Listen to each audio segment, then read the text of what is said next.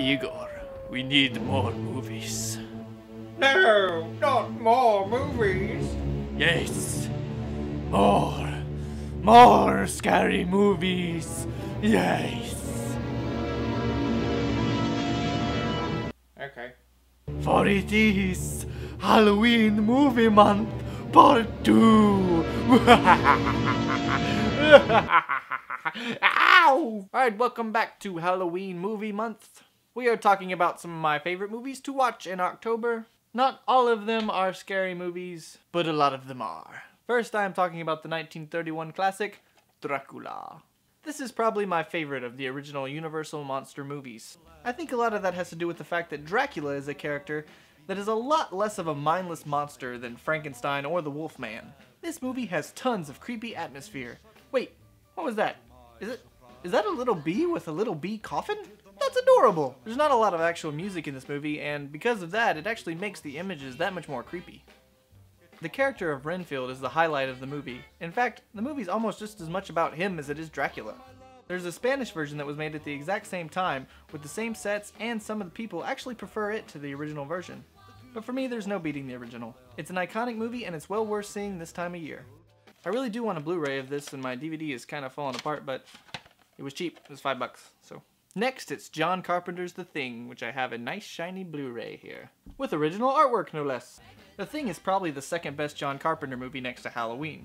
The Thing itself is an alien that doesn't really have a form, and if it does, it's a mystery to what it is. Instead, it could make itself look like anyone. It infiltrates a research compound in the Arctic, and nobody trusts anybody because anybody could be the Thing. Along with plenty of paranoia and suspense, when the Thing does reveal itself, it's a disgusting mess! This movie is great in its own right, but the legendary practical effects make it worth seeing alone. The Blu-ray also comes with a commentary track by John Carpenter and actor Kurt Russell. If you're a nerd for The Thing, it's well worth listening to.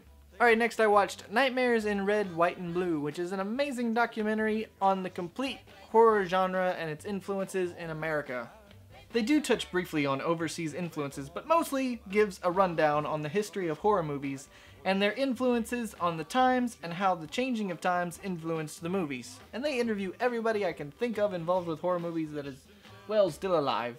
It's great to watch if you're a fan of horror movies, or if you're a newbie, it's good to watch to just learn more about the genre, and it's on Netflix, so watch it! Next I watched The Fly, which my only gripe about this movie is that the original artwork for the cover is better than this Blu-ray cover. Look at the two.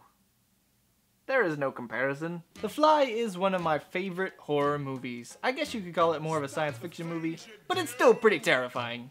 Jeff Goldblum is a scientist, of course, who just invented a teleport machine. He decided to go through, but a fly gets in with him, and the two are joined as one.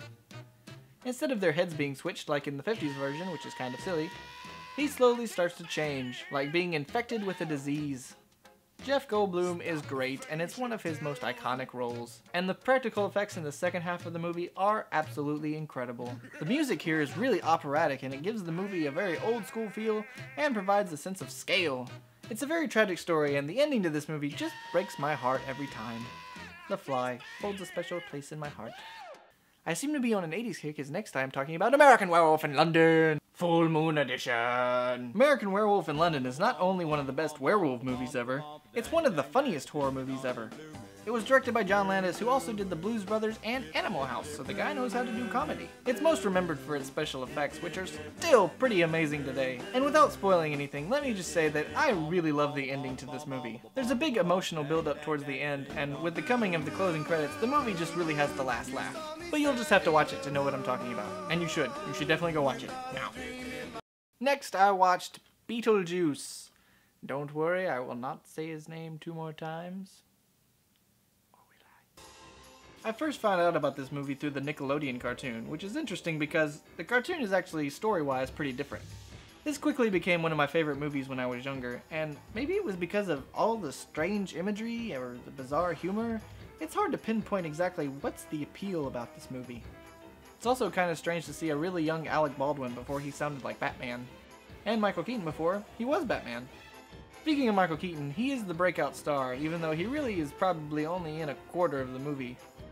Not much else to say except that I just got to see this on the big screen in Savannah, and I really forgot how funny it was, and it was a great experience. Next, we're going to talk about The Birds. Oh, sorry. The Birds. So I hadn't watched this movie since high school, but since it was included in this Alfred Hitchcock Blu-ray set that I got,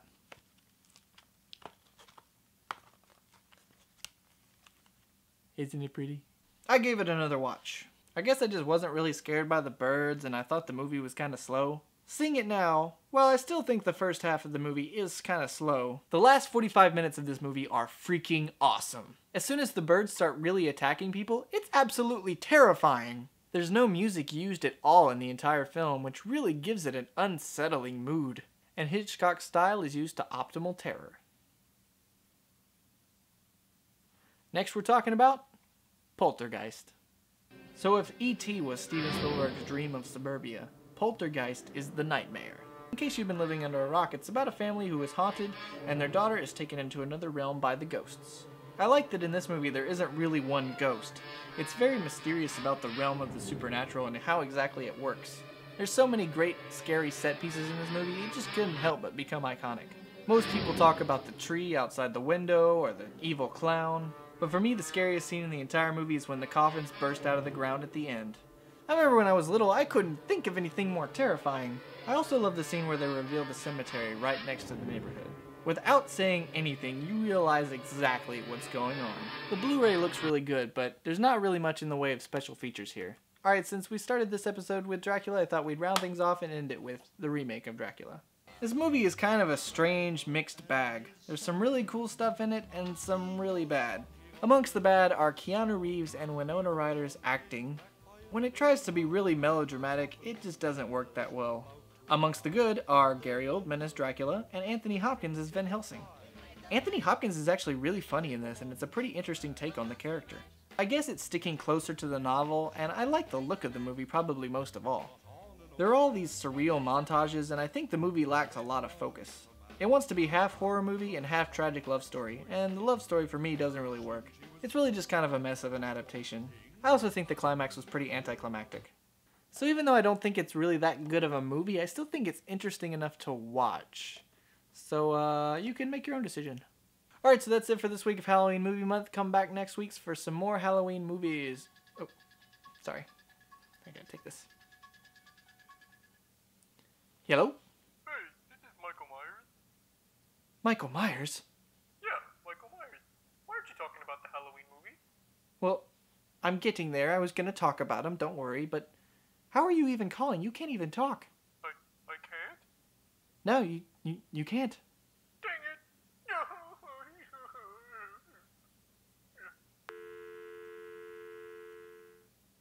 Well, that was weird.